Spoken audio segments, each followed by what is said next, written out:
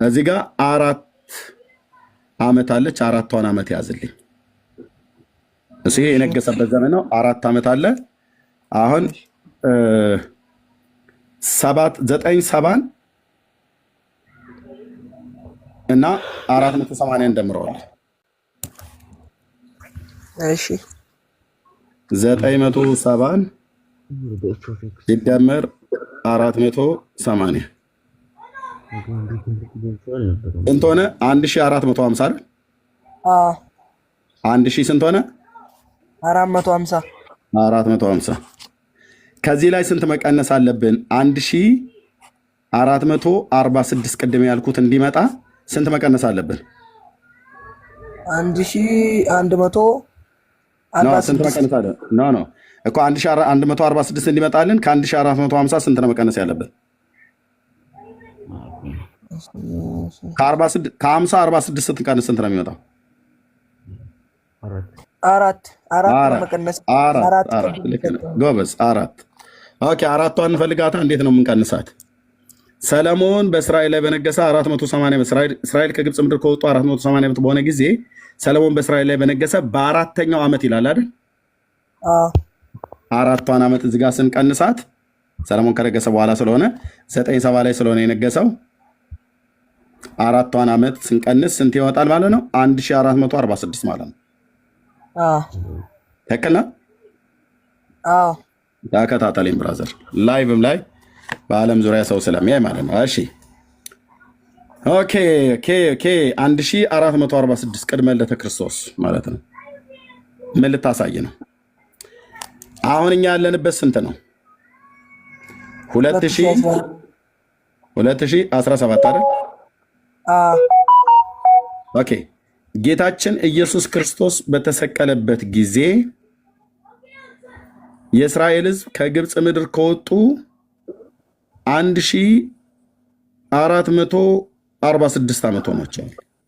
ይሄ ማለት ጌታችን ኢየሱስ ክርስቶስ ከመወለዱ ከ1400 ጌታችን ኢየሱስ ክርስቶስ መስቀል ላይ ከመሞቱ ከ1400 ዓመት በፊት ነው እስራኤል ከግብፅ ምድር የወጡት። አሁን ባለው ላይ 2000ን ስንደምረው 1446ን መደመር ብቻ ነው። 3 6 4 3 ማለት ነው። እስራኤል ከግብፅ ምድር አሁን ባሉበት ደረጃ አሁን ባለንበት ዘመን ላይ እስራኤል የዛሬ 3463 ዓመት ነው ከግብፅ ምድር የወጡት በወረሃ አቢብ በአቢብ ወር ወይ ደግሞ ኒሳን ብለው የሚሉት ኦኬ። ከወሩም በ14ኛው ቀን ወጡ። በወጡ በ3ኛው ወር ወደ ሲና ምድረ በዳ መጡ። በተራራው በታች ሰፈሩ። ዘጸአት መጽሐፍ ምዕራፍ 19 ቁጥር 1 ቴንክ ዩ ሆሊ ስፒሪት መንፈስ ቅዱስ የኔ አባት ለዘላለም ስም ይባረክ። 19 በ3ኛውም ወር የእስራኤል ልጆች ከግብፅ ምድር ከወጡ በኋላ በዚያን ቀን ወደ ሲና ምድረ በዳ መጡ። ከራፋይድም ተነስተው ወደ ሲና ምድረ በዳ መጡ። በምድረ በዳውም ሰፈሩ።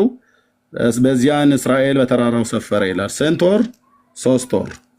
ስለዚህ እስራኤል ከግብፅ ምድር የዛሬ አሁን እኛ ዘመን ላይ ቆመን የዛሬ 3463 ዓመት በወረሃ አቢብ ወይ በኒሳን በ14ኛው ቀን ወጡ። በ3ኛው ወር ወደ ሲና ምድረ በዳ መጡ። ስብሰባ እዛ ተደረገ ከጌታ ጋር። በዚያን ጊዜ ማርያም ነበረች? የለችም። ኬት አምጥተው ነው ታዲያ በበረሃ መናን መገበች ብለው የሚዋሹት? በምድረ በዳ የጠበቀቻቸው እያሉ የሚዋሹት ውሸት ነው። በቃ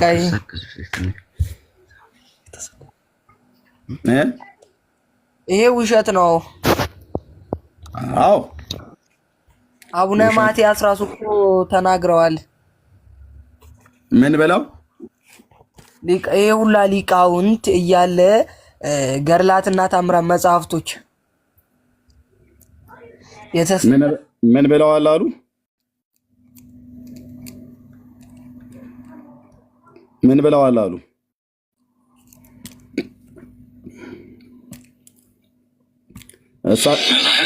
የመጽሐፍቶቻችን እሳቸው እንዲህ እንዲሉ መነኮሳቱና ሊቃውንቱ እነሱ ጋር በእሳቸው ዙሪያ ያሉቱ ሲኖዶሱ፣ ጠቅላይ ቤተ ክህነት፣ ሊቃውንት ጉባኤ መምህራን፣ ዲያቆናት፣ የኦርቶዶክስ ምዕመናን የእነዚህን መጽሐፍቶች ስህተት ነግረዋቸው ሳይሆን እኔና እኔን የመሰሉ ወንድሞቼ ለብዙ ዓመታት የተለፋበት ህዝባችንን ከነዚህ መጽሐፍቶች አላቆ ወደዚህ ቃል ለማምጣት ብቻ ይህን ቃል ሲያነቡ ኢየሱስ ክርስቶስን በማመን የሚገኝበትን የመዳንን ጥበብ የሚሰጡ ቅዱሳት መጽሐፍት እዚህ ስላሉ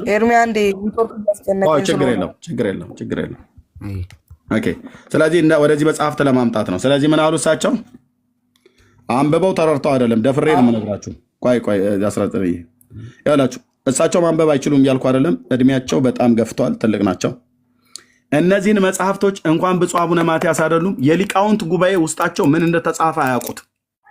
ይሄው ደፍሬ ነው የምነግራችሁ። የአብርሃም አምላክ እግዚአብሔር ምስክር ነው።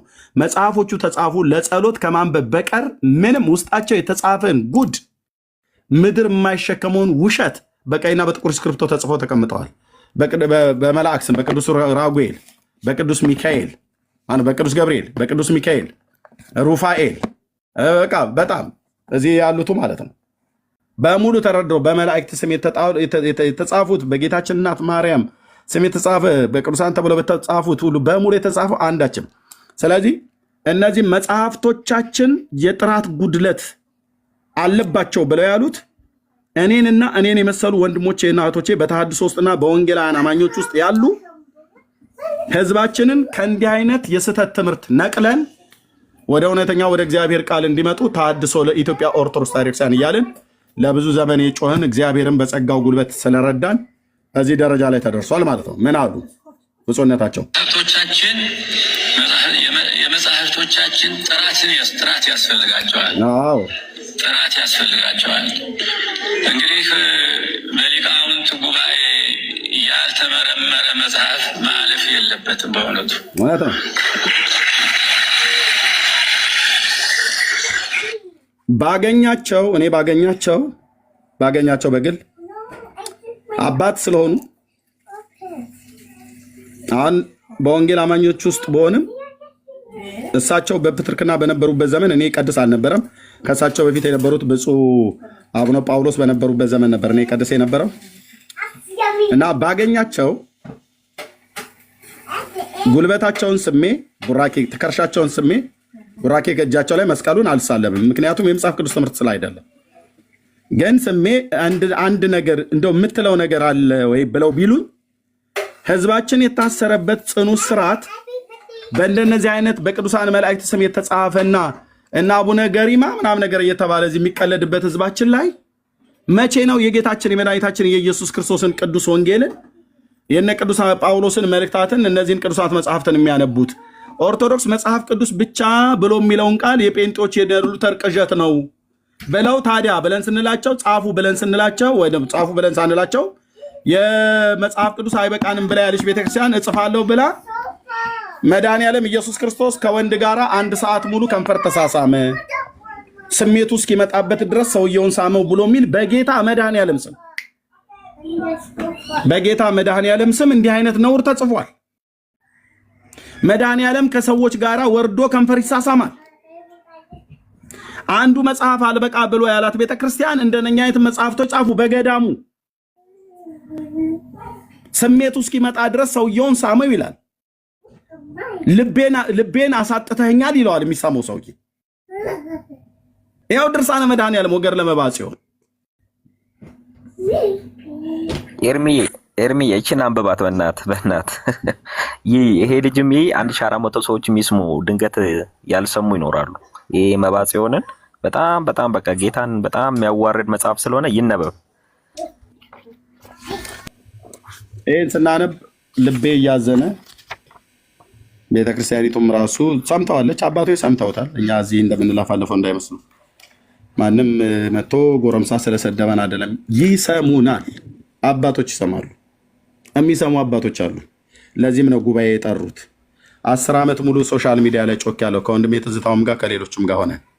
ከኛ በፊት ብዙ የጮሁ ሰዎች አሉ።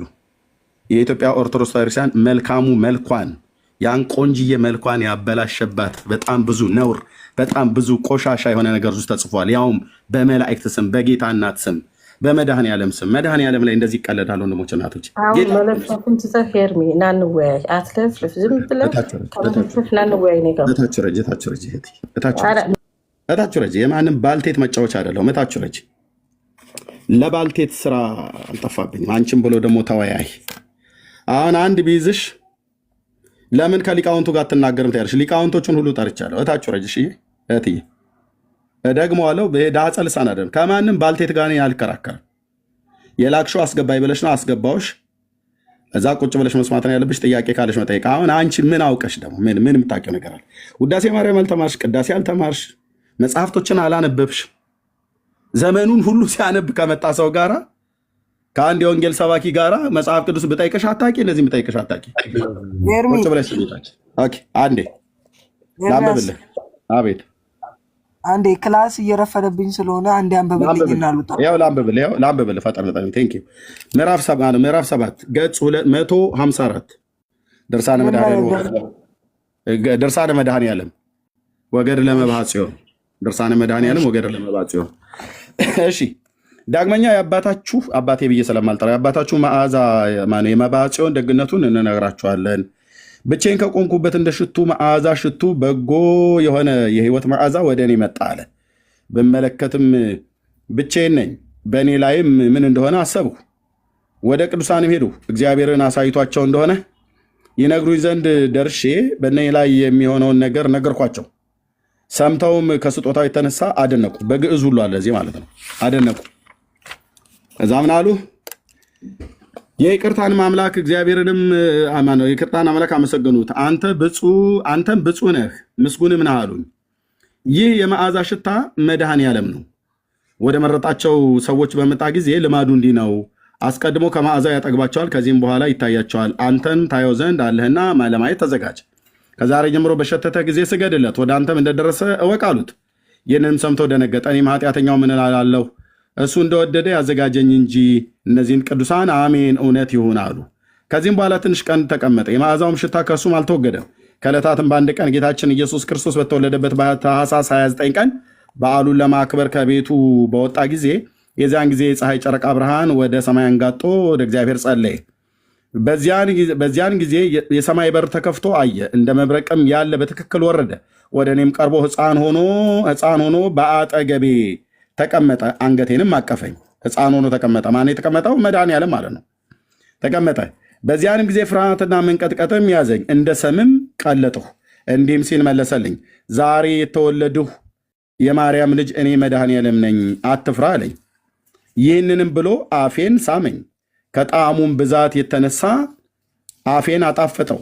ምንም አላወቅሁም፣ ልቤን አሳጥቶኛልና።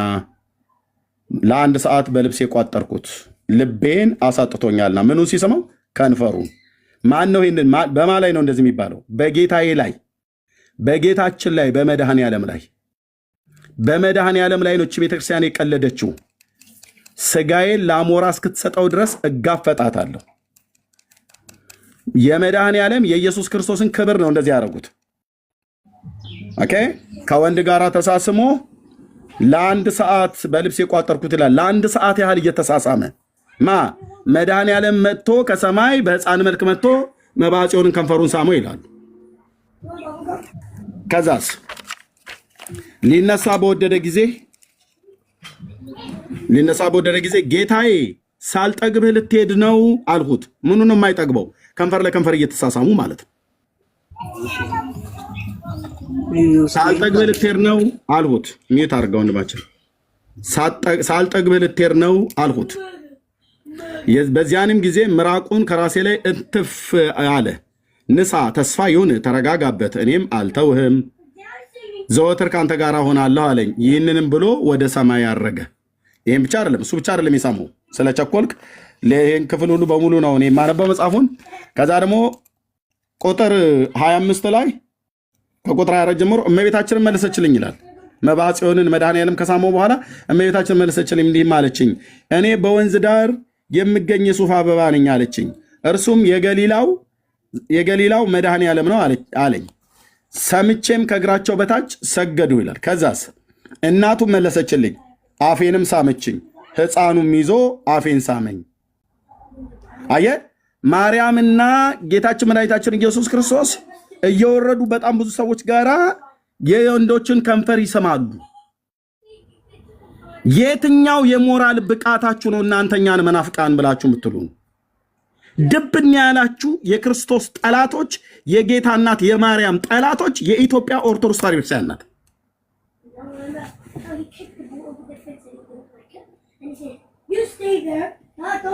እናቱም መለሰችልኝ፣ አፌንም ሳመችኝ። ሕፃኑ መድኃኔዓለም ማለት ነው ይዞ አፌን ሳመኝ ይላል። ጢሞና ክህነትህ የተወደደ ነው እያለ ከዚያም ከኔም ተሰወሩ አለ። ይሄን ብቻ ይመስላችኋል? ይሄን ብቻ አይደለም። ችል ጨምርልና ሂድ። ይሄን ብቻ አይደለም፣ ሌላ የተሳመ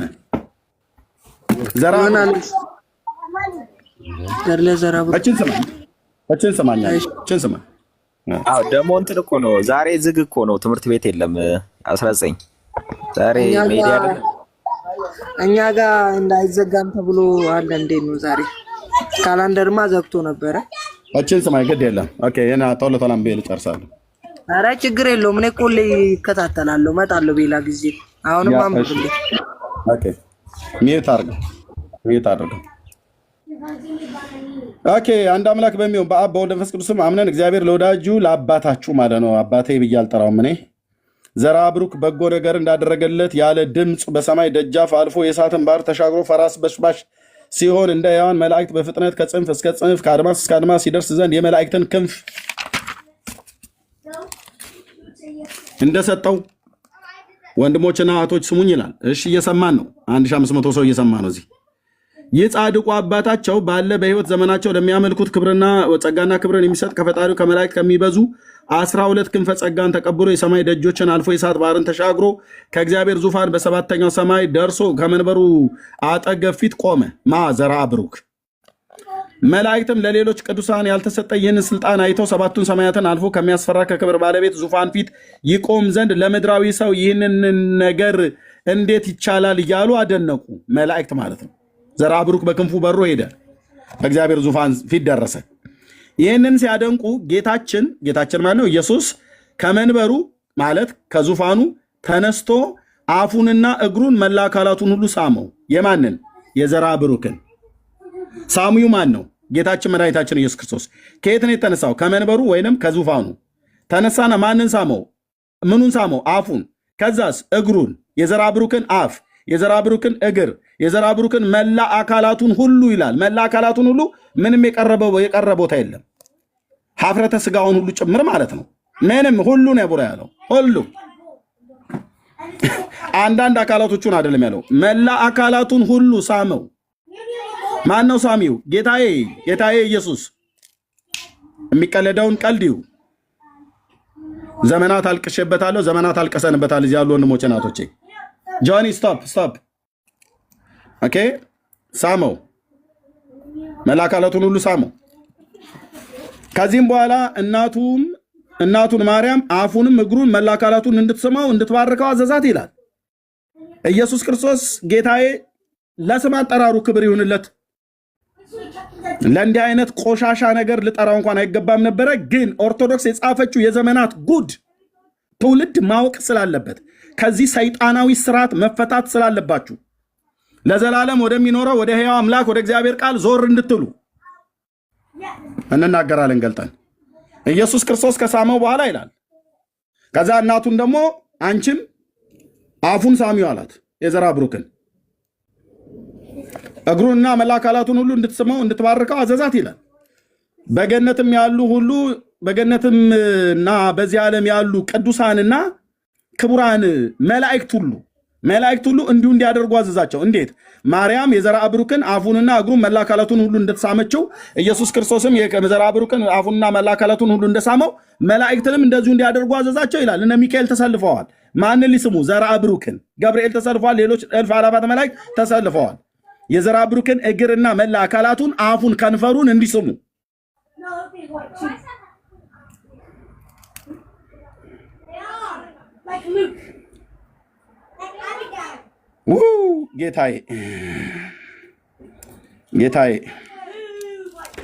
ጌታዬ እቺ ቤተ ክርስቲያን እንዲህ ነው ያሰደበችህ።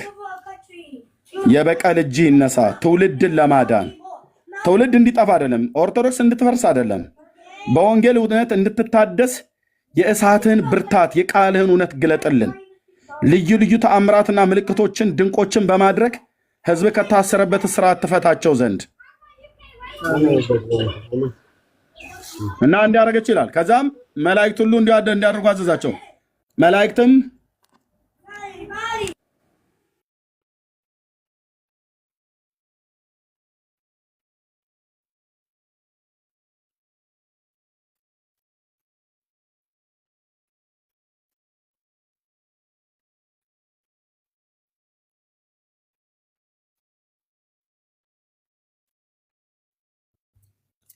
እሺ መላእክትንም እንዲሁ እንዲያደርጓቸው አዘዘ ማለት ጌታችን ኢየሱስ ክርስቶስ እንደሳመው ዘርአ ብሩክን አፉንና እግሩን መላ አካላቱን ማርያምም እንደሳመችው እናንተም እንዲሁ አድርጉ ተባሉ መላእክቱ ሁሉ እንዲሁ እንዲያደርጉ አዘዛቸው ስለዚህ ተራ ወረፋ ይጠብቃሉ ጌታችን ይስማል ከዛ እናቱ ትስማለች ተሳሚው ማን ነው ዘርአ ብሩክ የዘርአ ብሩክ እግር ነው ኢየሱስ ነው የዘርአ ብሩክን እግር የሚስመው ዘርአ ብሩክ የኢየሱስን መሳም ሲገባው ኢየሱስ ግን የዘርአ ብሩክን እግሩን ሳመ አፉንም ሳመው ማርያምም ደግሞ የዘርአ ብሩክን አፉን እግሩን መላ አካላቱን ሁሉ ሳመችው